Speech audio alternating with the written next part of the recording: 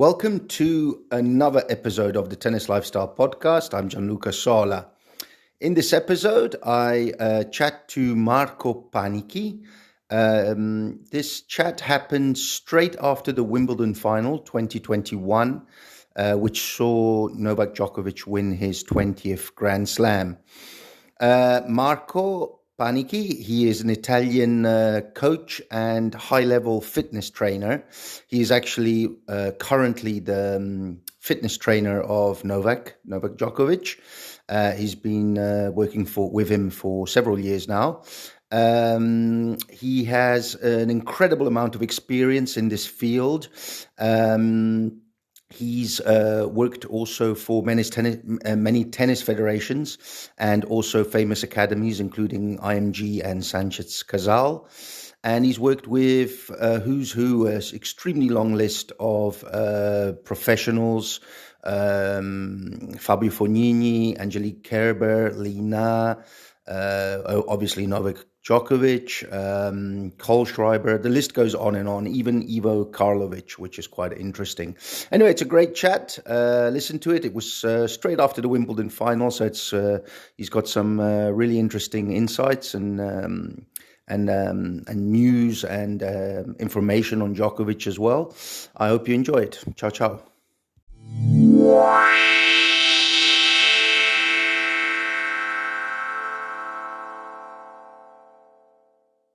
Yep, Gianluca, I'm here. We have just finished watching, well, I have, but I'm sure you have too, watching the Wimbledon final. And, well, I will introduce you briefly later, but what are your first ideas, or what's your first response to this final that Novak has won? Yeah, but I mean, you know, I'm from Rome, and the opponent is Matteo is from Rome too, and he's coached by Vincenzo Santopadre, which is another Roman person. Plus, was my former player. So, I mean, I was his fitness coach when he was a player. So it was a little bit, how you say, emotional match, not of course only because the final win was with my player. But also because there are so many, you know, you can say so many cross things, as I told you, the friendship with the opponents and everything. So it was really, really deep. I mean, but I mean, Nole played as usual wonderfully. I mean, when he needs to raise the level, he's always able to do it, and that's probably the, you know, the biggest. The biggest weapon, although there are so many others, of course, but this one is a kind of a trademark of him. Sure. Marco, yeah, as I was saying, thank you very much. I just want to introduce you briefly. I wanted to ask you that question immediately because obviously we are Italian, and today is quite a special day. We have never had an Italian definitely in Wimbledon final. And later there is also a little football match to happen. So the Euro final. Yes. So, but you are basically you're an Italian professional coach and massophysiotherapist, a high-level motor preparation trainer, and you are currently working with Novak Djokovic, the number one in the world, who has just a few minutes ago won Wimbledon. And not only that, I think maybe 20 Grand Slams, maybe has confirmed to be one of the greatest, if not the greatest player ever. You have worked with him since 2018. You're a former athlete, a two-time Italian champion in long jump. You have worked with many tennis federations, including the Italian, the Chinese, Israeli, and German federation. Consultant to many academies, including Sanchez-Casal and IMG. And you record also fitness training videos for topleveltennis.com. And finally, just to mention a few, because there are so many, but you have been a personal trainer with obviously Novak Djokovic, Angelique Kerber, Christian Garin, Kohlschreiber, Ivo Karlovic, Fabio Fognini, Scavione, Lina, and the list goes on and on and on. So you are honestly top level at your professional at the very highest level. So that is incredible. That means I'm pretty old, because with all these people, give an indication of my age. No, but it's really, really incredible. I mean, the people you have worked with is incredible. I have so many questions for you, and I don't want to keep you too long, also because we must get ready for this football match. But one of my first questions, but you already answered it, was Berrettini Novak. I mean, who do you support? And I think you've already answered that question for me. But let's start from the beginning. Your tennis journey. Where did it start? Where did you start with your involvement in tennis? Well, I mean, it's let's say, as I told you, I'm getting pretty old, because now I'm 60, and so I was one of the first fitness coach involved in tennis, because I mean, at that time, as you mentioned, I was in track and field, and was very sort of funny combination of things. I mean, one of the trainer in track and field, specifically, he was training discus and hammer throw athletes. He was involved in tennis in one club near Rome. He was basically working also in tennis preparation in this club. He needed a new let's say, assistant at the time. I was 18, so we are talking a really black and white era.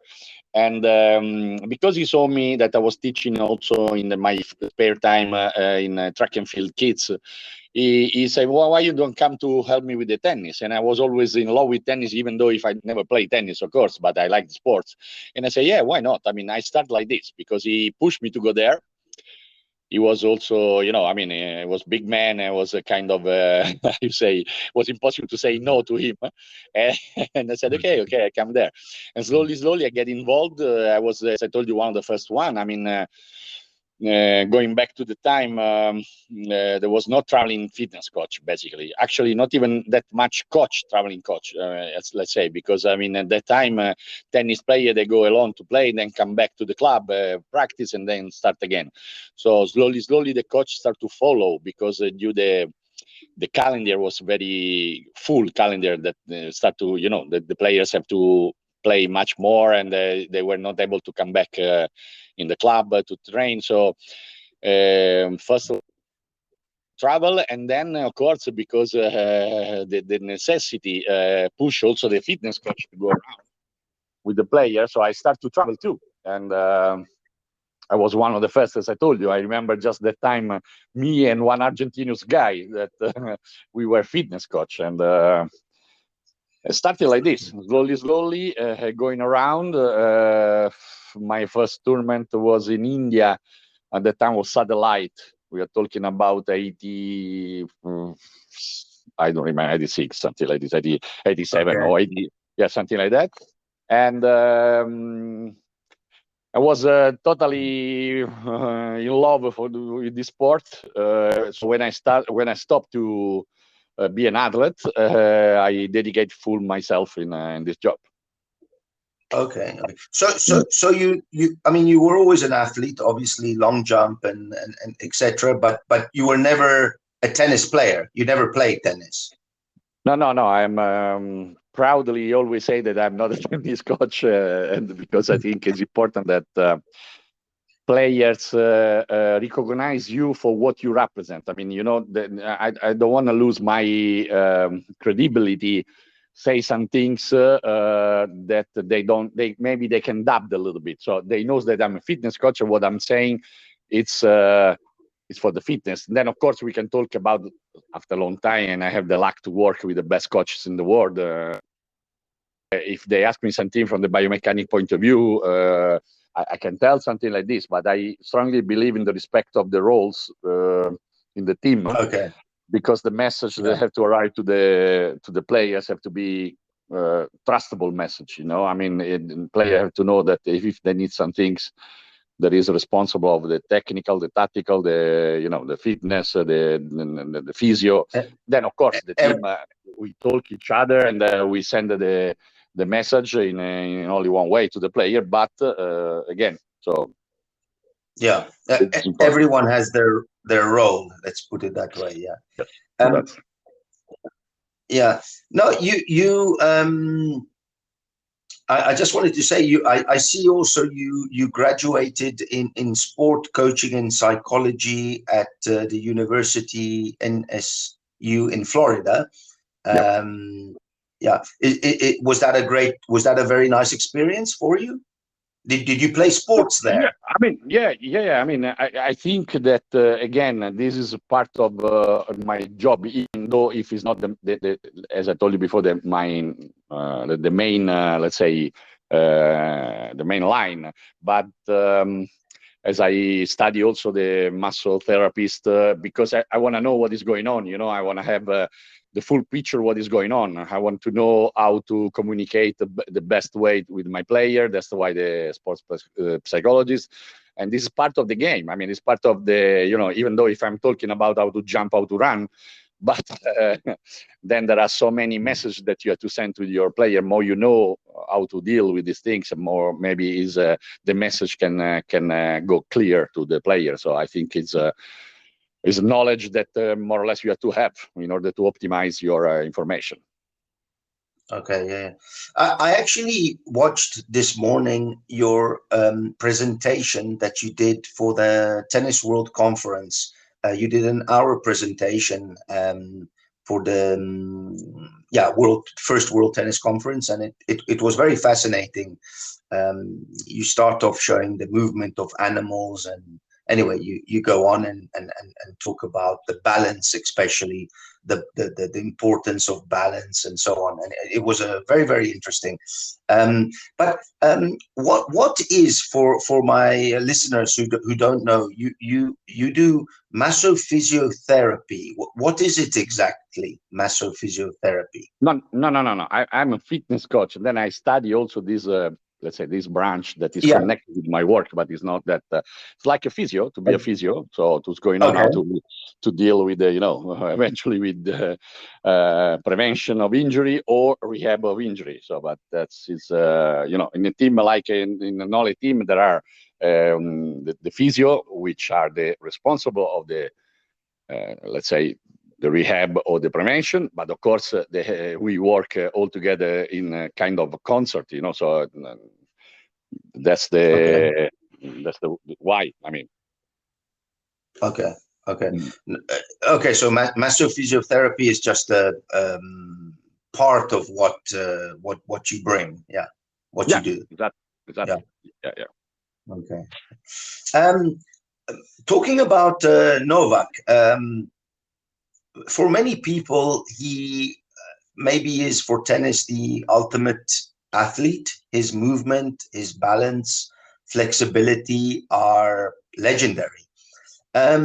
My question, and I'm very curious, is this very much a natural thing for him, or did he get this because of specific training or of a lot of training?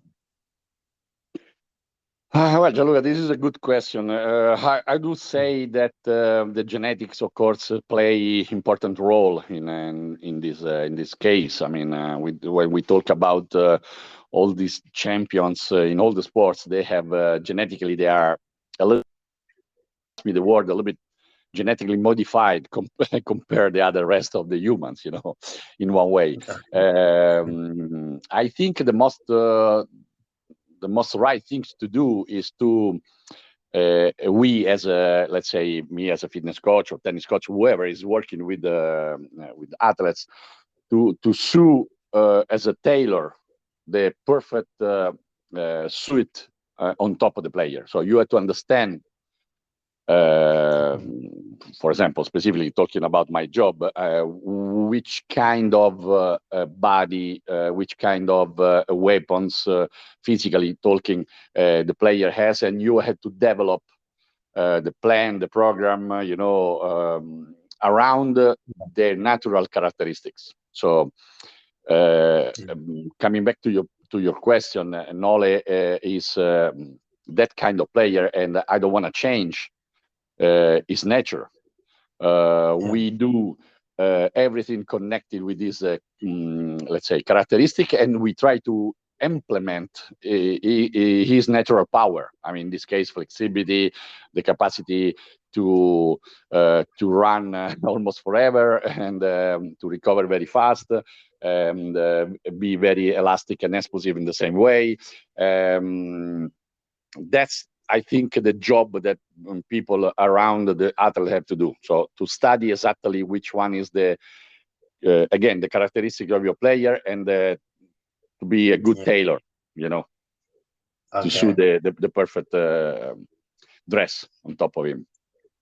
Okay. So, I mean, to be fair, maybe he already is. My feeling, my gut feeling, he was already genetically very. No, absolutely. No, but this is out of any doubts. No, for sure. I mean, that's completely true. But it's this is like is a how you say, is a privilege, but at the same time you have to take care even more. So you have something like this.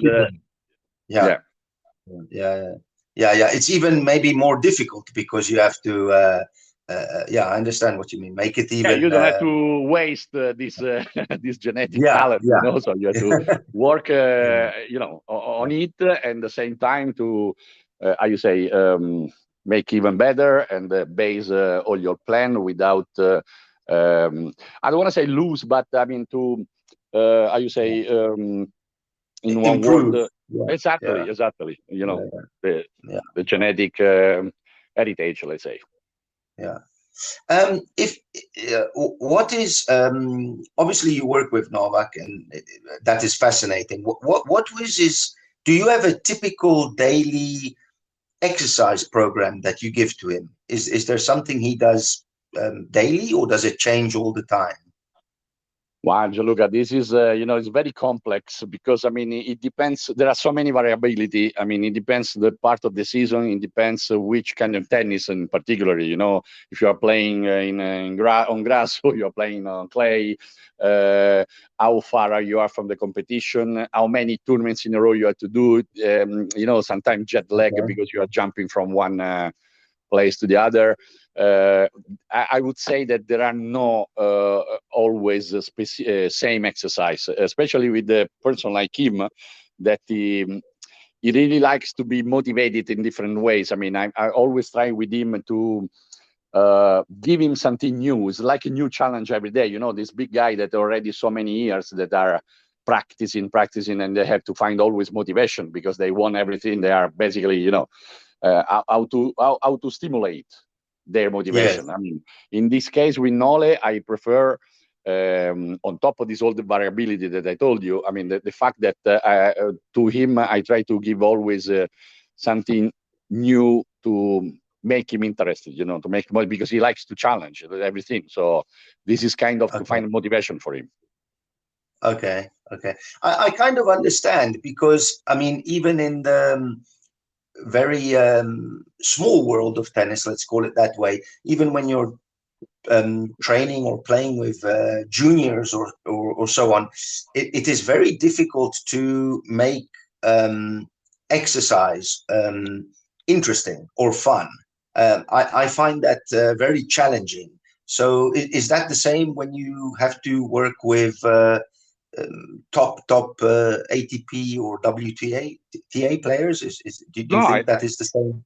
I think it's exactly the same. I mean, I don't want to say that we don't need to repeat plan or something like this. For example, there are so many routines that we use for to try to, let's say, correct some postural problem that can bring, in the long term, something not to be really nice to the body. So we use to repeat something, but in the same time, we try to do it in a way to stimulate, to motivate players to do it. That's for me the key, especially with people like Nole, as I told you, or this big player that are already so many years that are there, and they did and they are doing everything basically since a long time. So it's one way also to again to make them interested. I'm just curious, why did he reach out to you and ask you to come and help him? And when you tell us the first time you met him, what sort of discussion did you have, and why did he need you, and what did you focus on initially with him? Oh, well, as I told you a long time ago that I'm on the tour, so basically I saw Nole since when he was younger, because anyway, he was practicing sometime in Monte Carlo when he was young, and he was trying to find also good, let's say, situation for him to practice well since when he was, again, when he was 14, something like this. But in particularly when we start, I mean, it was the 2017 when he changed the team. So basically, through the management, they asked me if I was, let's say, available to do something like this. Again, we know each other. We knew each other since with the manager. They are Italian actually, and at the time I was working with the Japanese Federation. So, but my contract was in the end of the year. So, I mean, we find out also each other as a timing, nothing. We start like this in this way, and in the beginning was kind of I asked him to give me just some time to, let's say, study on him, just to see how, because directly, okay, we know already each other, but we know as a player, but of course there are so many other things to be connected with, So, and then we talk a lot, and we, let's say, put it down the path to follow, the trace, and I say it was working well, let's say. Okay. And when you worked with him, was it? I'm just want to find out. Was he still with Becker, or did he already finish with Becker? No. He was finished with Becker. He was finished with Marian Vaida, and for a while it was when I started, and Andre Agassi, and then after a while, I mean, again the old team jumped back, and so thanks God I had the opportunity to spend time also with Marian Vaida, and consequently also with Goran Ivanisevic.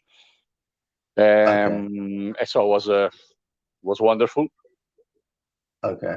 Is it a nice team to work with? Yeah. Sorry, I didn't hear you, Gianluca. No, I say, is it a very nice team to work with? Are they very relaxed? I tell you, I mean, with all the respect with the other team, that I was pretty lucky every time, because it was wonderful. I had the pleasure to work with wonderful people, but this one in particularly, I have to say that we are very unbelievable friends, and there is a unbelievable feeling between us. We are ready to support each other, because sometimes also it's not easy, when you're traveling almost all the year around. So we are pretty, I have to say that we are probably the best team situation that I have ever joined. Oh, okay. Very interesting. Because, I mean, not to be, but Serbians can be a bit particular, but they are very strong characters. Let's put it that way. Well, look, Gianluca, I think all the world is more or less the same. I mean, in particularly Balkanic people, Italian people. So for me, it's no big difference, I mean, they are very,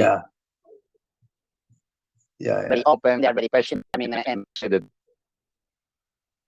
they are, again, I mean, not to be too much philosophical, but I mean, there are good and bad in everyone. I mean, and I have to say that I was probably particularly lucky to meet only nice people. That's the truth. Nice people, sure. Just going back to your training and etc. Is there different? I'm just interested. Do you give different exercise programs to your players depending on what surface they play? Is it different? Of course, yes. Okay. Every surface. Can you give us an example? For example, Sure, I mean, for well, grass, for yeah, just to let you understand let's say, now I'm just saying a little bit more generically, but to understand it as an example, I mean, on the time of the rallies in the surface is totally different. So on clay, of course, are longer as an average.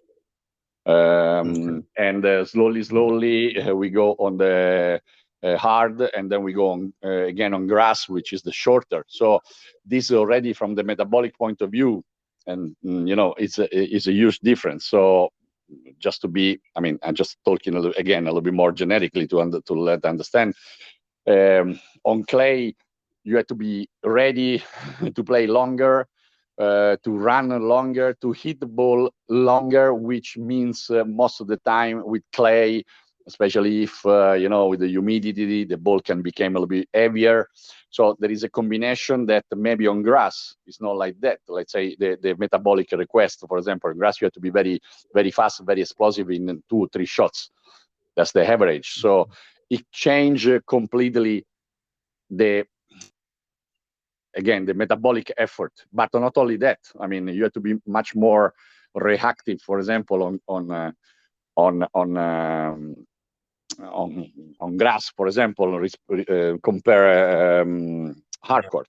You have to be, for example, much more grounded on grass, which means more bended knee, which means more involved, different muscle in the movement. So it's pretty complex, and when you are in this high level, you have to take care, of course, of this difference in order to be more ready and fit for the matches.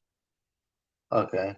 Now I'm sure it's very there's so much that goes into it, but like with Novak right now,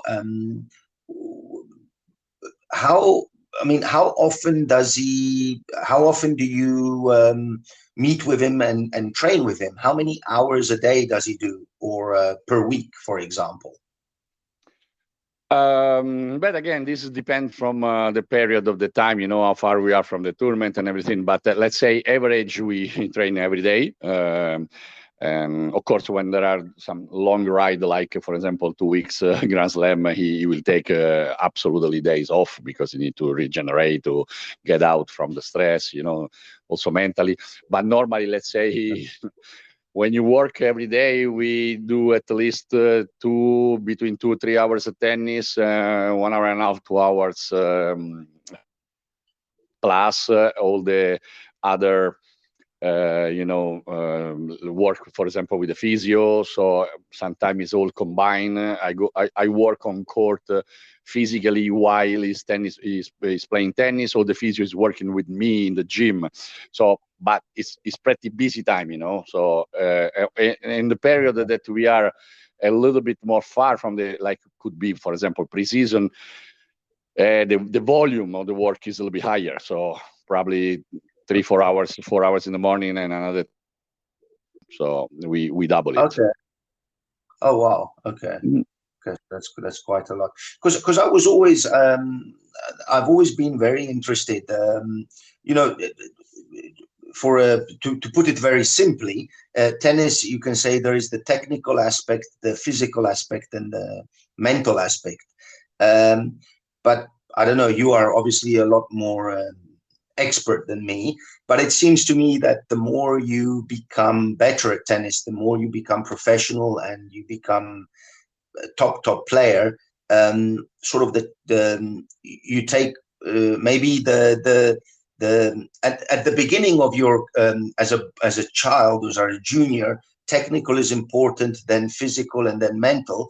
But as the years go on, maybe it reverses and mental becomes more important, and physical and the technical less. Would you agree with that?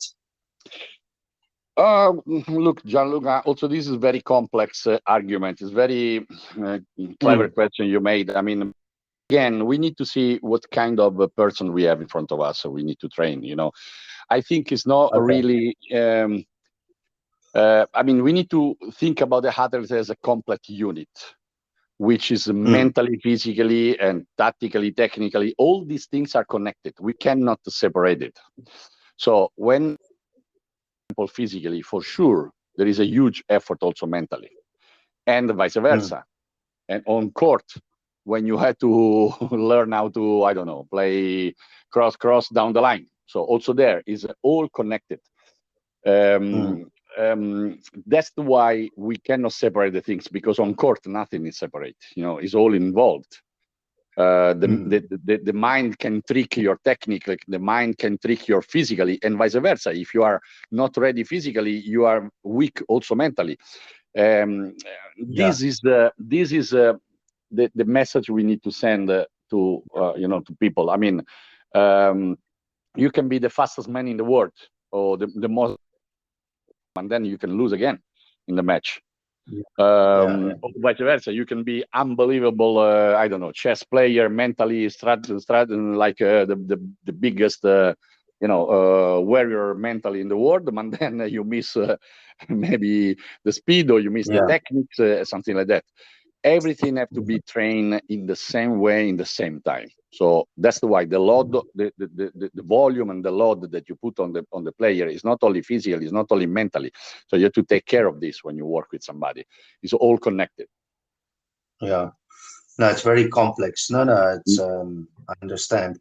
I wanted to ask you, I know you worked with Ivo Karlovic, and for everybody who follows tennis, he is a unique player. I mean, he is probably, I think, the tallest player. Maybe now there is, anyway, he's one of the tallest players ever. With a player like that, what do you do? What is his training? I mean, what do you do? But we come back in what I told you in the beginning. We need to really understand which one. I mean, my way, let's say, my screening on the player is okay. When I saw some players, which one are your best weapon? Okay, in Ivo, for example, was we know everybody great server, so he needs to be very ready to physically to serve for 4 hours in the same level. So all the chain have to be activated in a good way. Mentally, he knows that this is strength. So he will be not, for example, marathon runner. I mean, he cannot stand on court for hours like Nole, for example. So my training with him, specific training, was not aimed in that. Because I know that it's like if you want to train a 100 meters runner like a marathon runner, or marathon runner like 100 meters. No, I understand. I understand that, but my sorry to interrupt you, but we know he's very tall and he's got his game, his serve, and he can't really move much. So give me an example. What specifically did you do? Some specific exercises for him Of course, I mean, we try to make a lot of rapidity exercise, because we know that is a kind of let's say successful rally was in 1 or 2 shots. So basically he was working a lot in the rapidity, the agility to comes out, for example, from the serve and to be ready to hit the ball, or to make those 2 or 3 steps to reach the let's say the net. This I can tell you that, for example, in the normal gym machine, he couldn't fit because he was too different. So, so the challenge with him was to find out, some way to train him, for example, legs or all that movement involved with the kinetic chain with some efficient machine. It was not easy for that. Ivo was really very well committed, and I'm happy that he was able to play until he was 40. So that's a great achievement for him. He is also seems like a very interesting character. Is he a very nice he seems very philosophical, nearly. Is he quite an interesting person to be around? Absolutely, very deep person, very introspective person that work a lot on himself. I mean, I was glad to share time with him, of course, with like everybody else. Actually, again, I don't want to be too much, romantic, but I learned from each player I worked with. I mean, it was really fantastic. Let's say unique in a way, Sure. for me. No, that's amazing. You know Novak very well. I just wanted to ask you this question. Do you think he is the greatest player of all time? And secondly, what makes him so special?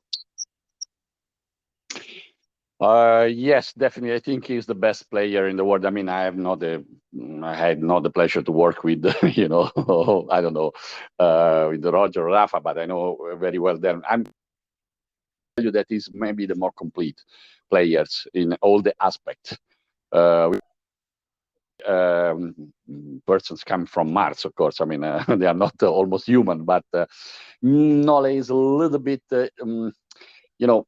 as I told you, more just really tiny more better than in all the aspects than the other. That's my opinion from outside. I mean, of course, it's personally. Where is extremely killer. I mean, is unbelievable. Every time I can make an example for you. I mean, every time we do some exercise where the cognitive aspect is involved, more the exercise going on. So you start to become tired, and so basically also mentally you are no more ready like before. He is able to increase his focus, his attention, his mentally strength more. With the exercise, more he became really focused on what he's doing. That's for me is I never saw something like this in not even in track and field. I had the pleasure to be next some Olympic champion, something like this. Of course, it's different sports, but the ability that is able to put on court when the game start to become important, or the points start to become important. The other persons, the other players, even great players, start to decrease a little bit the let's say the mental strength, while the toughness is increasing. Is the opposite. More able to increase that. Okay, that's amazing. He's. But where do you think? Do you think that is also? I had the pleasure to interview his childhood coach, Bogdan Obradovic. I don't know if you ever met him. Yeah. I know. You know him. Where do you think that comes in? Do you think again that was just taught as a junior, or what do you think? Is that something that you can that was taught to him? When what to do, also physically. I mean, so many things also physically. Sometimes we talk as a colleagues more than But coming back to your question, I mean, it's a combination of things. I mean, I don't know. I always talk with him that as you know, he has two brothers, younger brothers. So when they were kids, they were always playing something. So, for example, his competitivity is coming from there. I mean, none of them they want to lose, not even if they were playing cards or soccer or I don't know, whatever. This kind of mentality is coming from a lot of factors. He learned from teachers he had before. He learned from the family. He learned from himself, because he's a very clever guy and he's very always reading interesting books, and I say to increase the knowledge, personal knowledge. So all these combination make him to do something like this. So it's again, it's like physically, it's a bit genetic, but it's a lot of work too. That's the message that we need to send to the young guys, So you can definitely you have to have genetic base, of course, but you can improve everything if you put all yourself. Okay. Okay, Marco, thank you very much. I don't want to keep you too long. We must get ready also for this football match. But I usually end with a rapid fire quiz. Lot of little questions. If you you can just answer very briefly. Yep. Are you ready for this? Sure. Sure. Okay. Let's go. Do you have a current favorite tennis player, male or female? Sorry, Gianluca, I didn't hear you. I lost it. Do you have a current favorite player, male or female, that you like to watch? Okay, Novak Djokovic. Oh, okay. If you have to, okay, I know which is your first, but if you have to list the big three, Djokovic, Nadal, and Federer, from your favorite to least favorite, can you list them? Yeah, I mean, take it out, these big three, you mean? No, in general, your favorite from.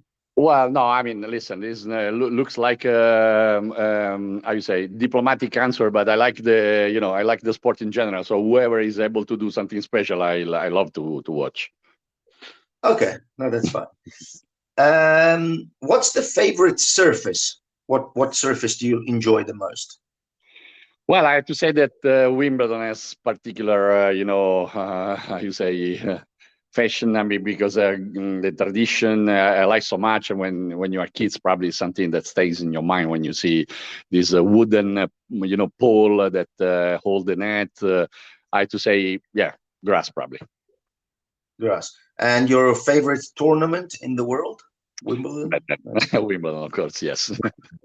Okay. Let's say, what is the most amazing tennis experience you have ever had?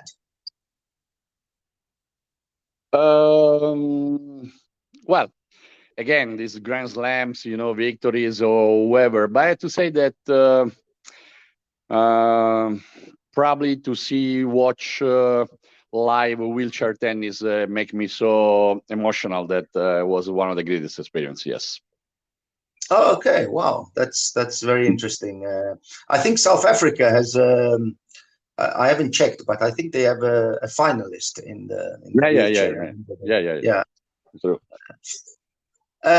No, I enjoy it also very much. It's nice to watch. I enjoy it. This is an interesting question. If you have to book a restaurant and invite free players, it can be any free players, male, female, of any era, which restaurant and which players will you invite?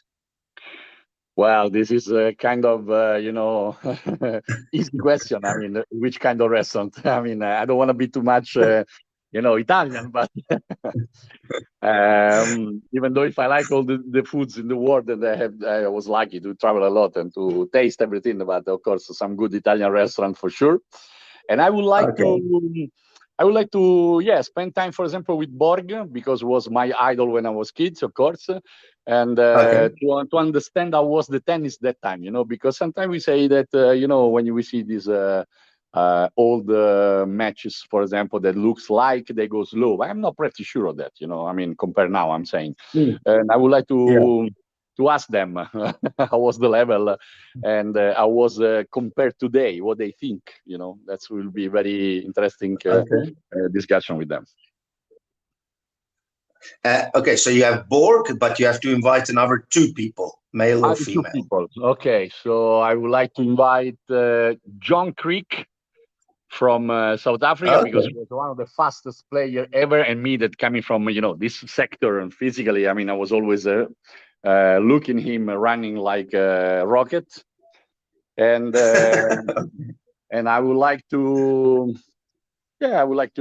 maybe, let's say, tennis player, definitely Steffi Graf, probably, yes, because when I started to go around, I had the pleasure to meet her, but I didn't have the possibility to exchange. So I want to see also there. Again, it's something that physically was dominating, in the time. So it was nice to hear also from her. Okay. In front of some carbonara pasta, so we can. Some Roman restaurant in Testaccio or Bravo, Trastevere. in Trastevere and Testaccio, exactly. Do you? A lot of tennis players are superstitious. Are you superstitious? Absolutely, yes. That's okay. that's something that you cannot take out from Italian people. That's for sure. Okay. How many hours do you sleep on average? Oh, that's totally changing during the years, my life. Because when I was athlete, I was sleeping like a baby for, I don't know, at least 12 hours. Now I have to say that I'm not sleeping that much. I mean, never more than 6 hours, never. Okay. Your favorite country in the world? It can't be Italy, your own country. Oh, I have to say that, again, I saw, but I mean, not because I'm talking with you, but for sure, South Africa. For me, I've been there a couple of times to make pre-season with my players, and I have to say that was shocking for the beauty of the nature, of the environment, and I was really, really loved so much. Yeah. I didn't know this. When did you come and with who? I came with Daniela Antukova, that she was used to do it also with the former coach, English coach, because the wife of the English coach is from South Africa. And she went with him, but also after she kept going there for the pre-season. And yeah, we were in Cape Town, actually. In the area was Landadno, if I don't remember bad. Wow! Okay. Wow, that was fantastic, beautiful. Now I understand why you like it so much. Yeah, it was amazing. It was amazing. But let's say I was really, amazed. How the people there live the sport. I mean, I remember near the ocean, a lot of people that were running, the gyms, they were full of people that were making sports. I mean, the spirit was amazing. So you feel yourself also pushed to do, everything. I mean, it was an amazing feeling. Yes. Okay. No, it is very, I mean, I'm lucky. I've lived here many years. The South African are very sporty people, and they like being outside a lot. So it's next time you are in Cape Town, you must give me a call. Absolutely, I will. That's one of my favorite places. I want to come back for sure. I'll make you a carbonara. It won't be very good, but I'll try my best. It's okay. What's your favorite city in the world? Well, there are many. I have to say. Now this difficult question. I mean, but every city has something particular, and unique. Of course, I grew up in Rome, and the history, we breathe history every time, and there are. It's an old city, 2,500 years old, and I have to say that I miss, when I go around, I miss the soul of this city.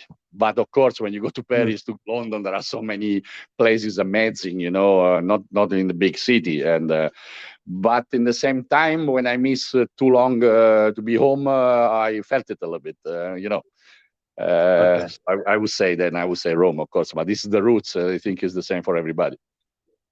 Okay. Is tennis, in your opinion, the most and it's good because you are obviously an athlete who did long jump and etc.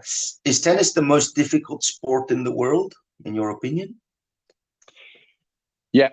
There are different aspects of tennis that make it very, very the toughest, for sure.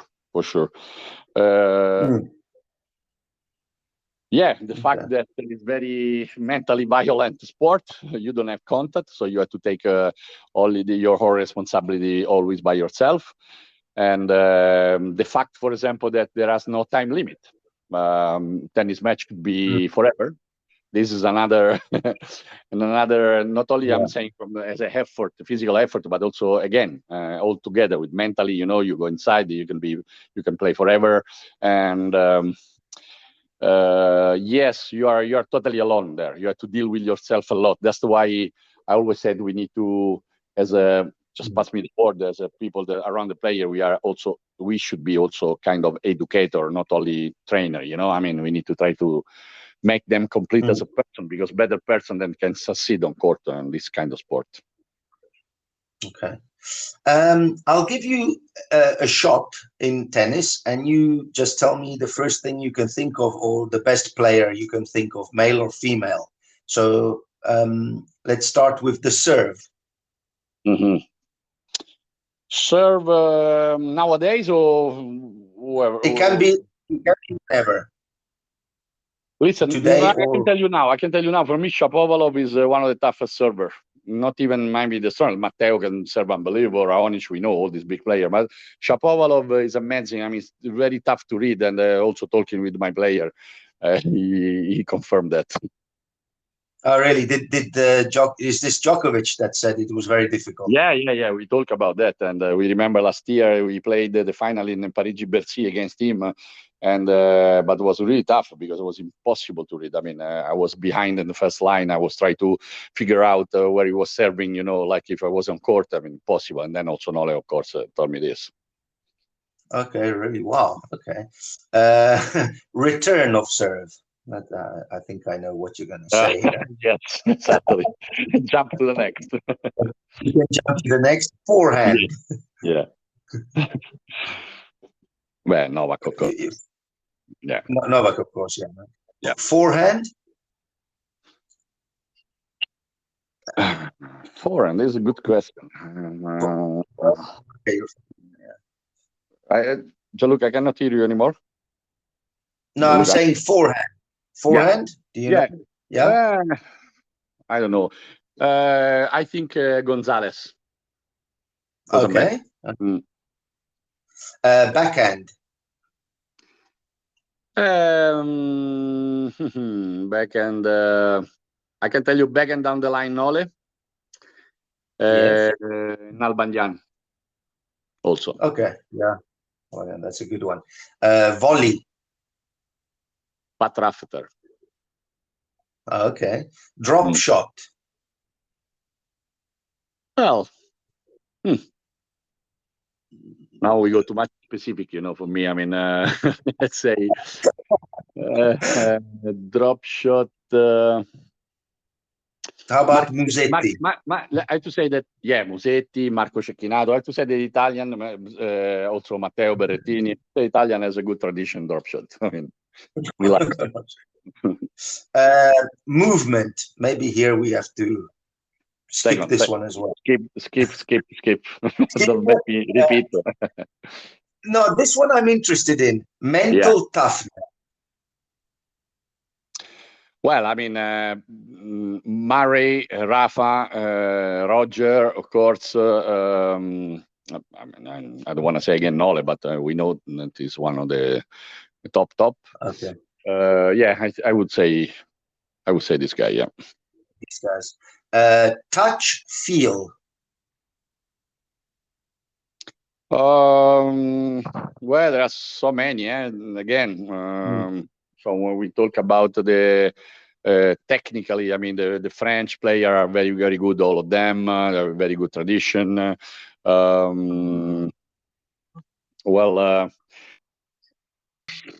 Yeah, same. Shapovalov again. I mean, for me, it's really impressive. Okay. I like, for example, also Tsitsipas. I like, I mean, these young lions are all good, very good players. Okay.